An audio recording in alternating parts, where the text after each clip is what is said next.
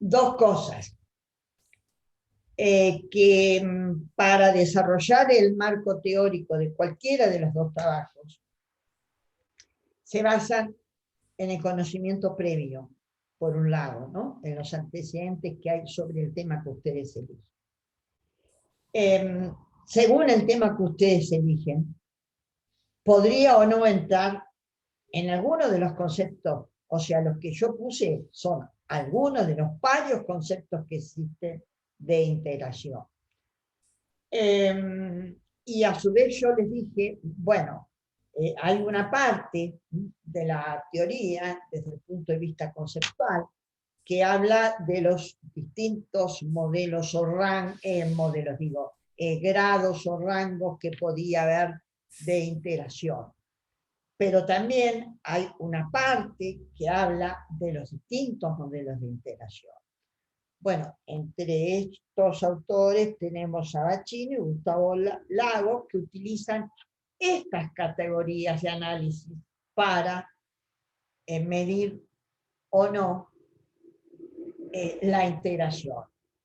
Esto es, la finalidad que tiene el modelo, si la finalidad es de integración al mercado mundial y al aumento del comercio y el crecimiento económico, se limita a eso, o la finalidad del proceso de integración es el desarrollo del bienestar social, o la potenciación de la capacidad de negociación externa.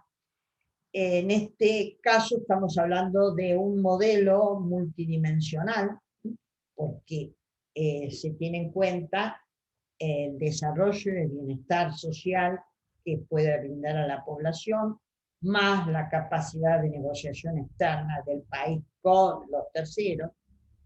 En una condición es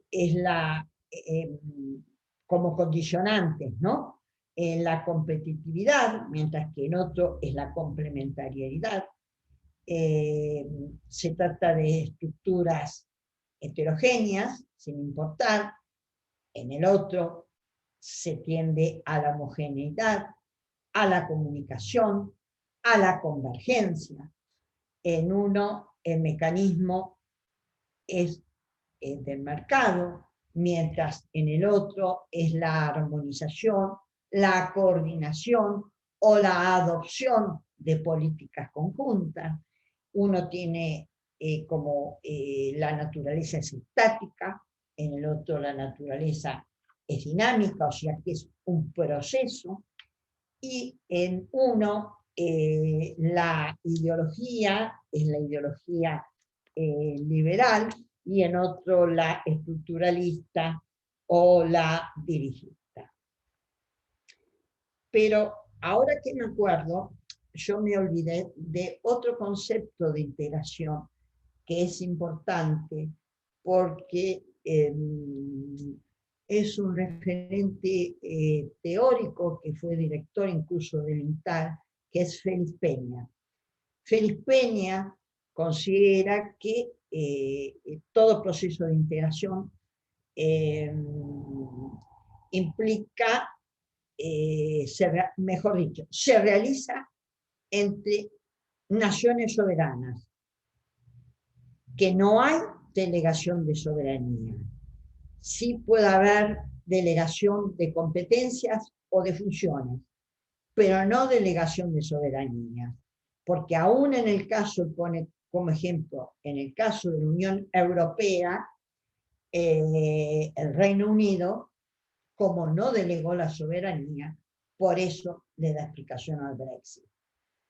A su vez, tienen ese proceso sin delegación de soberanías, es un proceso voluntario, tiene que reinar sí la vecindad, existe la identidad nacional, es perceptible claramente en Francia con relación al resto de los miembros, y tiene que haber una continuidad en el tiempo y tiene que tener el proceso capacidad de adaptación a las condiciones o a los contextos de la economía internacional y las condiciones socioeconómicas de los estados que integran el proceso. Esta es otra de las definiciones de integración. Por eso les digo, las definiciones son innumerables, porque conforme a los distintos autores son las distintas definiciones.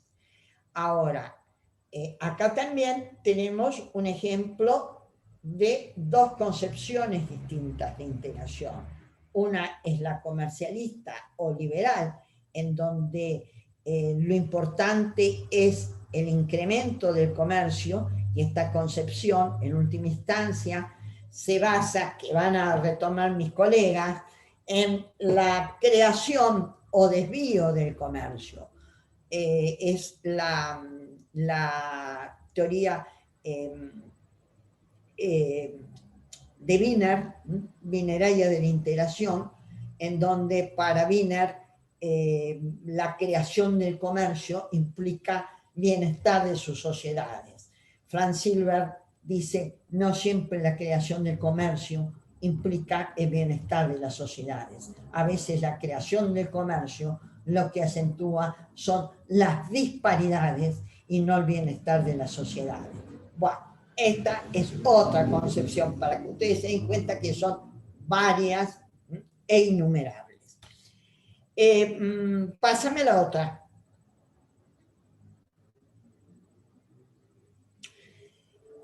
Y llegamos, no los mato más ya con concepciones teóricas, llegamos al trabajo práctico.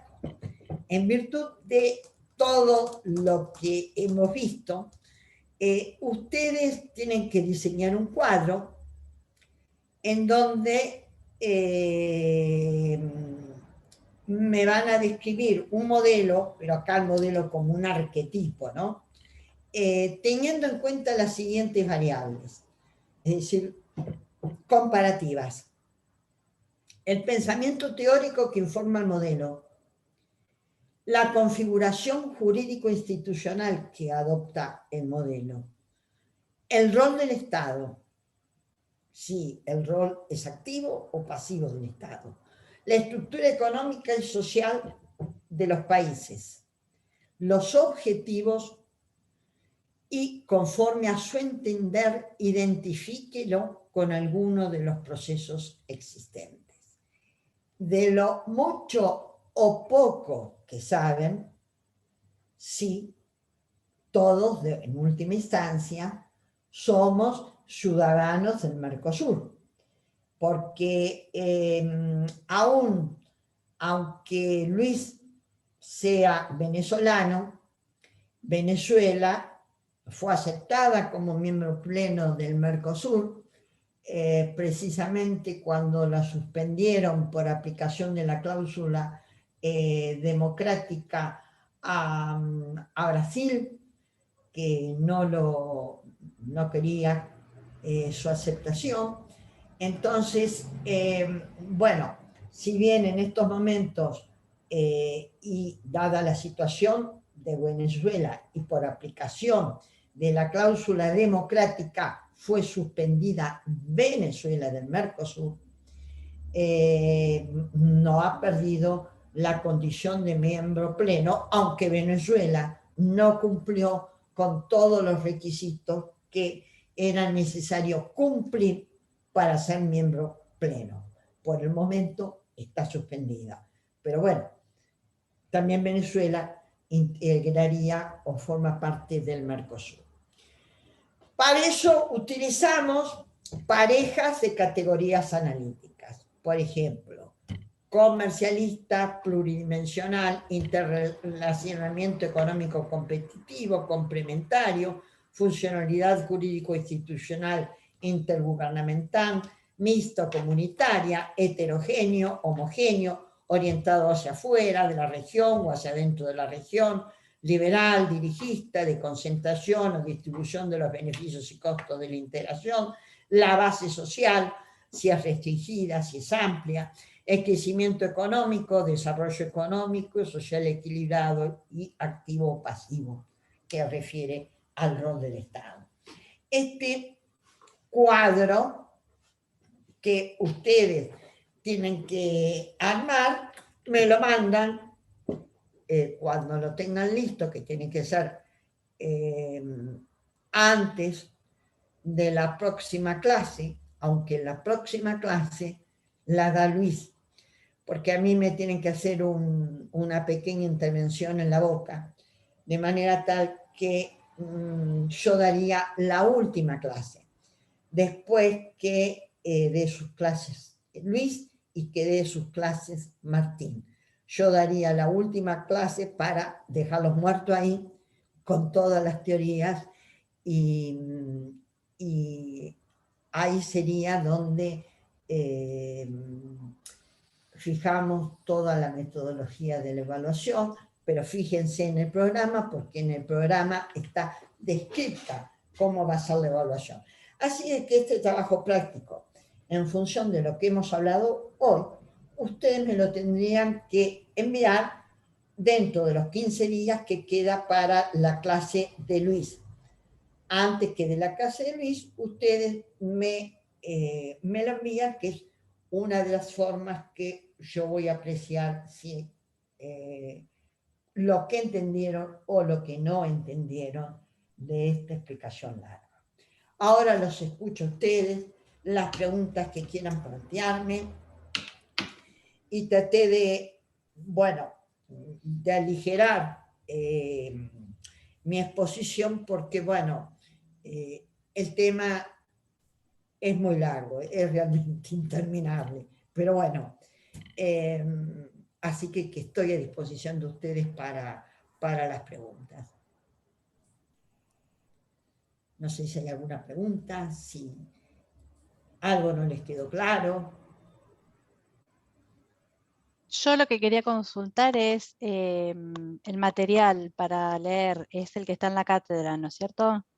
Sí, bueno, voy a comentarle otra cosa.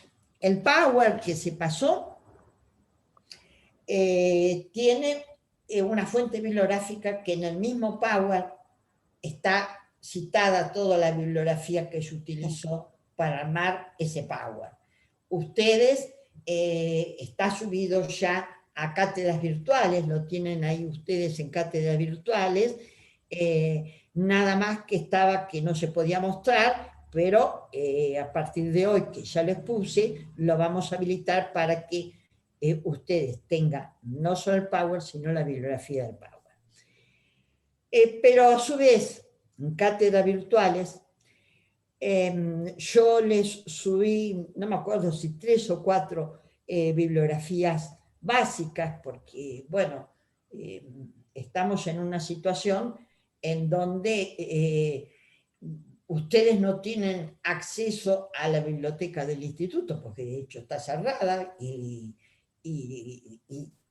también están limitados para acceder a otras bibliotecas, de manera que yo puse ahí una bibliografía básica sobre teorías que en realidad la mayoría de las teorías, es decir, la evolución que tuvo las teorías de la integración desde el punto de vista de la ciencia política, de las relaciones internacionales, de la economía internacional, etcétera, etcétera, ustedes la van a tener en esas 3 bibliografías básicas que les puse. En el programa igual, atrás, ustedes tienen toda la bibliografía, pero yo les puse estas 3 libros sobre teorías de la integración, son 3 libros completos que ustedes tienen ahí, que precisamente el resto lo vamos a ver en la última clase. Pero el Power tiene la bibliografía que se utilizó para, que yo utilicé para armar el Power, ¿no? Así que hay bibliografía a disposición de ustedes. ¿Alguna otra pregunta? Yo, profesora. Sí, Oscar. Pero quería hacerle la siguiente pregunta, con base en lo que vimos al principio acerca del multilateralismo, y tiene que ver con cuál es la diferencia entre multilateralismo y plurilateralismo.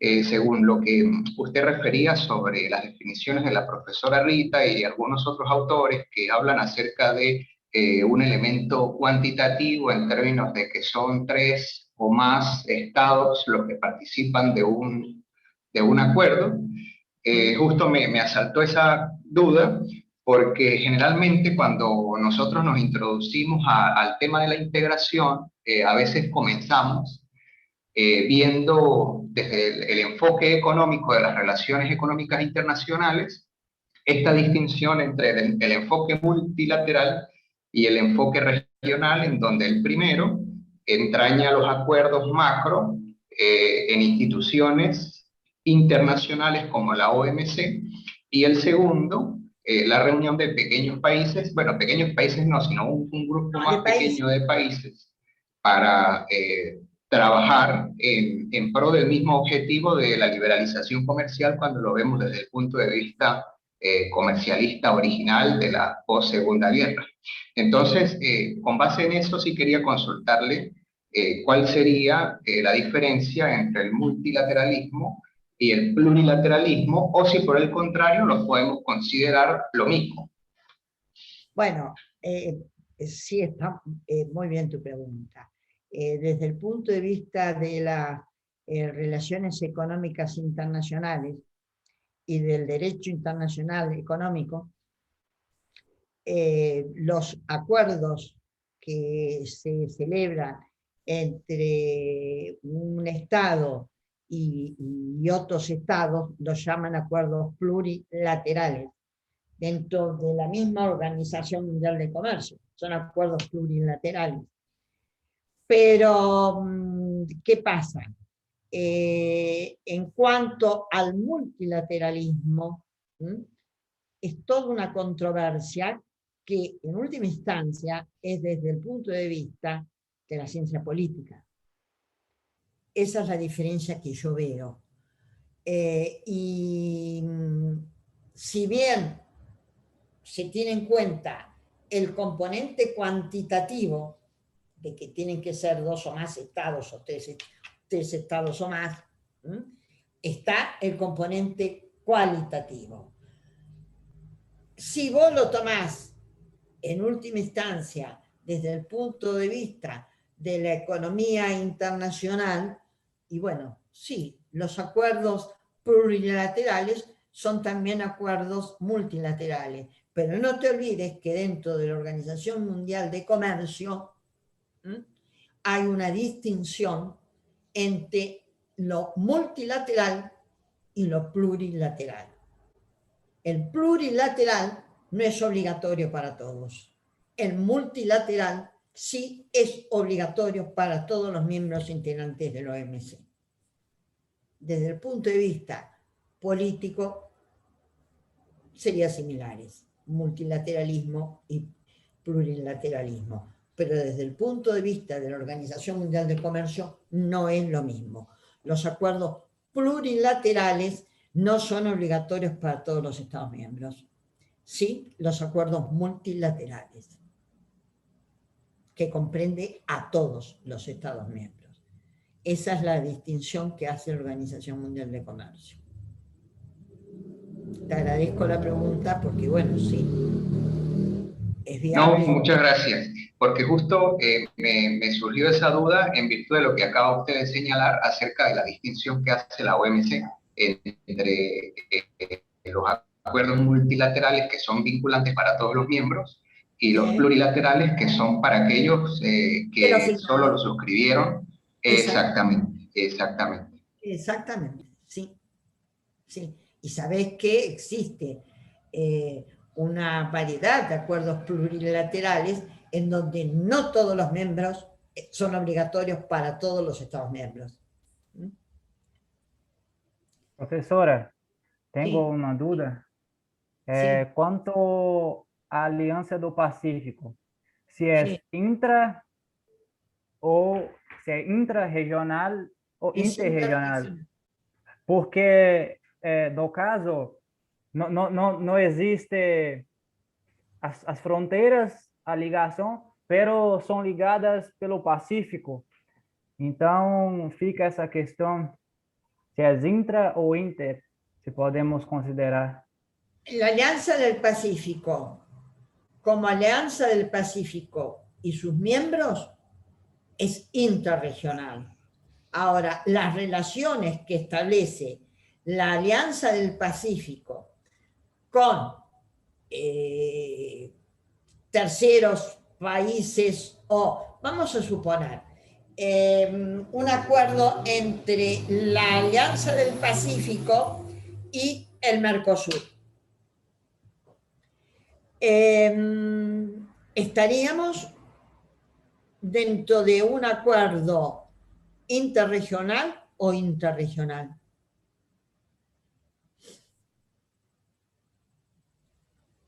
Interregional, ¿Por qué? que são blocos diferentes Sí, e não No, existe intra. fronteira. Intra porque están cerca geográficamente, son vecinos. son vecinos. Brasil es vecino. Venezuela es vecino, supuestamente si no estuviera suspendida.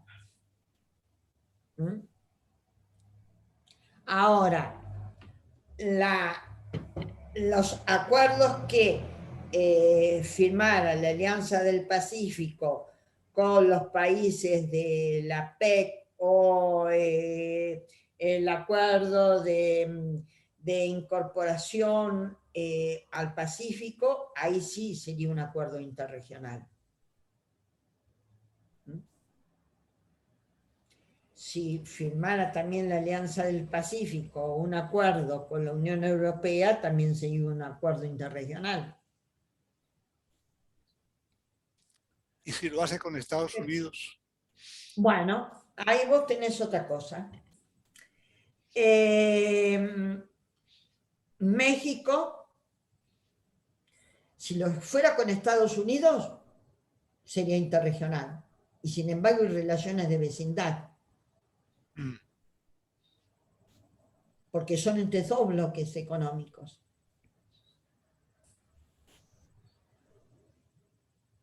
Es decir, hay que analizar las razones de vecindad o no, y de contigüidad geográfica o no.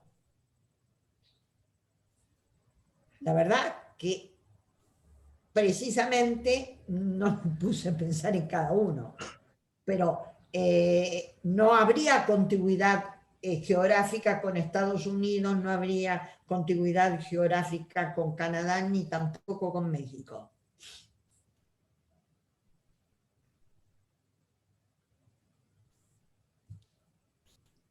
Digo yo. ¿Qué pensás vos? Bueno, eso de continuidad geográfica, porque ahí está México, ¿no? Y Sí. México pues forma parte de esa alianza con Estados Unidos también. Y bueno, O sea que hay superposición ahí de acuerdos allí. hay justaposición normativa y de procesos, Sí. que es uno de los problemas que aquejan a la integración latinoamericana. Porque, o sea, la participación en uno o más procesos de integración que tienen cada uno de los miembros. Porque Brasil y Estados Unidos, el régimen automotriz está fuera del arancel externo común del Mercosur, y sin embargo Brasil y Argentina, Brasil y Argentina tienen el acuerdo automotriz con México. Aunque el sector automotriz está fuera del arancel externo común. Pero sin embargo tienen el acuerdo bilateral con México sobre el sector automotriz. Entonces te das cuenta, en ese caso, que no solamente que no está comprendido el sector automotriz dentro del Mercosur, sino que su arancel externo común está perforado por distintos lados.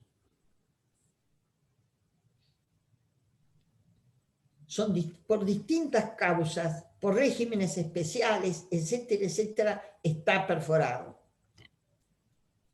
Y bueno, ¿y?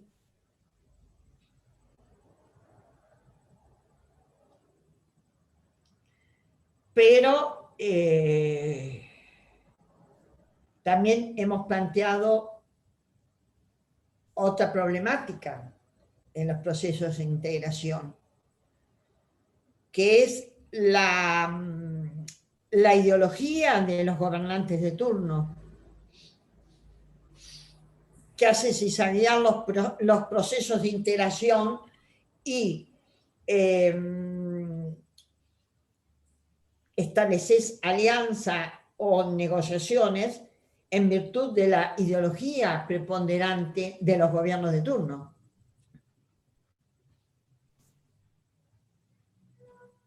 Porque López Obrador está en una ideología totalmente diferente al resto de Chile, de Ecuador, de Colombia mismo.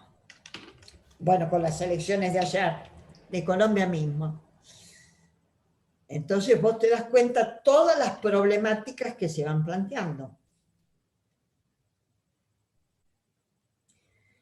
Está bien que hubo un momento, que fue a principios de la década de este siglo, de la primera década de este siglo, en donde hubo cierta convergencia ideológica y política. Por eso Giacalone te dice, la convergencia ideológica y que pertenecía a gobiernos de izquierda no es la causa suficiente para explicar el proceso de integración o las alianzas que se dieron en ese momento. Porque, no te olvides, que Brasil y Argentina, aunque compartían la misma ideología, nunca formaron parte del ALBA. No. Nunca quisieron formar parte del ALBA. Interesante, ¿sí? Eso. Sin embargo, compartían la misma ideología. Compartían las visiones ideológicas y todo.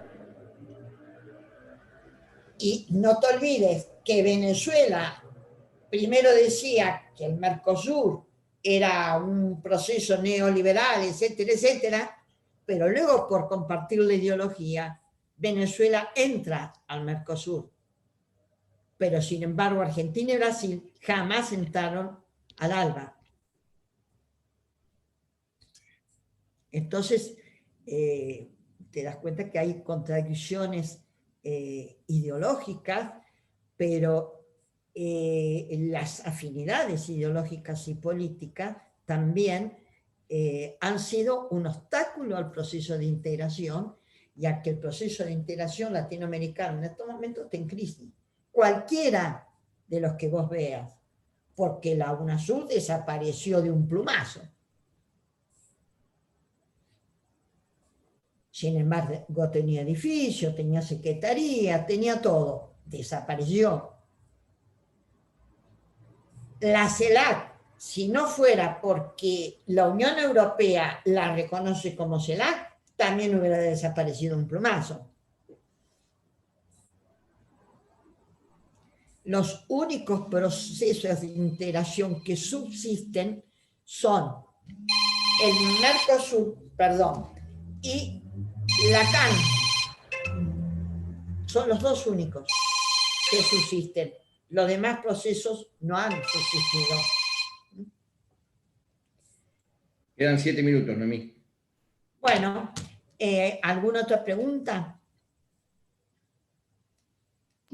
Profesora, perdón, si mis compañeros no tienen alguna otra inquietud, me gustaría hacerle esta otra en virtud de lo que planteó Gustavo hace ratito, y tiene que ver con que sí, cuando hablamos acerca de interregionalismo e intrarregionalismo, no nos referimos a las relaciones que existen entre bloques o dentro del bloque. Porque quizá por el sesgo economicista que yo puedo tener, Nosotros, por ejemplo, hablamos de comercio intrarregional y nos referimos exclusivamente al intercambio dentro de un proceso de integración. Entonces, traspolando esta definición, yo, por ejemplo, pienso en el intrarregionalismo como las relaciones dentro de un proceso de integración ya constituido. Y el interregionalismo lo veo como las relaciones entre dos procesos de integración ya constituidos. O se trata, por el contrario, de un concepto más amplio, como es quizá lo que hemos venido discutiendo o viendo, en donde hablamos de intrarregionalismo para referirnos a los distintos procesos de integración que pueden existir dentro de una misma región geográfica. ¿Okay? Por ejemplo, la convergencia del Mercosur con la Alianza del Pacífico. Por ejemplo, con base en ese ejemplo exactamente, si yo lo observo como lo planteaba al principio, para mí sería relaciones entre dos bloques ya constituidos y como tal los veo como interregionalismo. Ahora, si considero la cuestión geográfica de que constituyen parte de Sudamérica, se plantea como intrarregionalismo considerando la región sudamericana. Es quizá pero como región también podés tener la región latinoamericana y caribeña. Exactamente. O México es a América do Norte, Sí. mas o México está constituído na Aliança do Pacífico. Sí. Sí, entonces con base en eso es la duda que me surge y bueno, pues esto propicia la discusión. Está bien. Yo ahí mismo, en la bibliografía, creo que lo subí a la bibliografía, un artículo en donde se trata con mayor profundidad la cuestión de del intra o interregionalismo, porque tengo que ser honesta, es decir, si yo cada uno de estos temas para tratarlo en profundidad, sería una clase. Entonces, ahí hay un artículo que es en la revista de Derecho y Economía, la revista española de Derecho y Economía, en donde trato en una mayor profundidad el tema de la intra e interregionalismo y lo que piensan los distintos autores, porque ahí está la cuestión. Es decir, no todos están de acuerdo en esto. Hay diferencias en los distintos autores y algunos toman una condición, otros toman otra condición. Como también no hay acuerdo con relación al concepto de multilateralismo latinoamericano. Son distintas corrientes y distintas posiciones. Por eso no hay un concepto unívoco con relación a estos temas. Lo que hice es resaltar aquello que es más significativo, ¿no? Bueno, fíjense ahí en la bibliografía, en donde hay un tratamiento de otros autores también, de otros autores de lo que sostienen cada uno, porque también te está agregando el término de regional, que comprende otras relaciones, son diversos. También tenés, Asline distingue 3 formas de interregionalismo, incluso uno lo llama híbrido. Entonces, bueno, Asline no, Oliver es la que distingue los 3 tipos de interregionalismo. Entonces, hay diferentes tipos y no hay unanimidad entre los autores. El hecho, es decir, traté de poner de resalto aquellos rasgos más sobresalientes para poderle dar una idea. Ahí tienen bibliografía para que ustedes, bueno, profundicen sobre este tema, ¿no? Específicamente sobre este o lo que fuera, lo que fuimos dando, ¿no? Lo único que me limité es a dar un panorama general cómo me voy a limitar la próxima clase. Lo que pasa que el programa lo que queremos darle a nosotros es una visión amplia de las diversas teorías para cuando ustedes tengan que abocarse a su trabajo, bueno, recuerden, bueno, hay una teoría sobre esto, voy a profundizar y a buscar sobre esto. Es un panorama general lo que brindamos. Un minuto queda. Bueno, ya les dije que había subido el Power, vamos a subir la clase también. El Power estaba subido, pero no estaba habilitado para verlo, ahora sí ya lo pueden ver. Vamos a subir la clase. Y bueno, y vos, Luis, también tenés que subir tu material, no sé si lo subiste porque no me fijé hoy. Yo espero subirlo, se lo voy a enviar directamente a los estudiantes. Pero Con tenés material que de bibliografía. Bueno, tenés Porque que es que lo que pasa es que yo tengo una bibliografía muy pesada y quiero hacerlo no por link porque puedo tener problemas de derecho de autor. Bueno. Entonces yo prefiero mandárselos y que lo bajen. Ese es, discúlpenme, también un problema, la cuestión del derecho de autor, de que bueno, de una u otra forma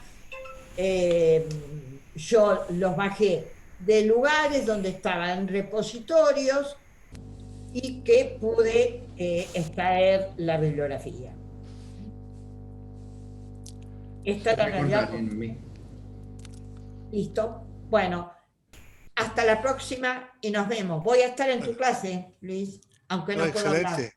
Buenísimo. Gracias. Bueno, chao, buenas noches a todos.